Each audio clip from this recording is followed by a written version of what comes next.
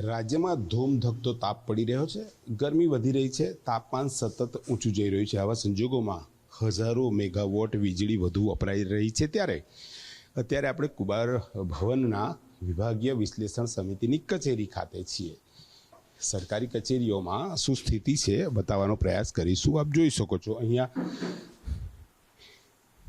જે પંખા ચાલુ હતા, એબીપી અસ્મિતાની ટીમ પહોંચતા સ્વિચો બંધ કરાય છે. અહીંયા પણ હજુ આ પંખા ચાલુ છે. અનેક કચેરીઓ છે, જોઈ શકો છો પંખા ચાલુ છે. ઓફિસની અંદર હજુ સુધી કોઈ દેખાતું નથી. સવાલ એ છે કે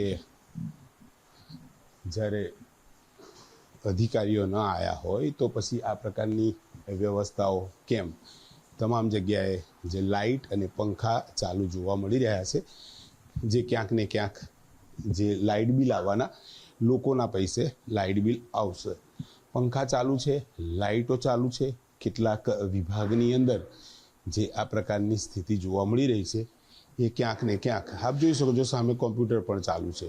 ઓફિસમાં કોઈ છે નહીં અને ઓફિસની અંદર જે લાઇટ પંખા સહિત તમામ વસ્તુ જોવા મળી રહી છે. એટલે કે જે સરકારી કચેરીઓની અંદર જે લાઇટ પંખા જોઈ શકો છો. કેમેરામેન પરેશભાઈ ધોળકે બતાવશે. પંખા અહીંયા તમામ જે રૂમ છે, તમામ કચેરીઓની મુખ્ય ઓફિસો છે, ત્યાં લાઇટ પંખા ચાલુ જોવા મળી રહ્યા છે. વ્યય થઈ રહ્યો છે વીજળીનો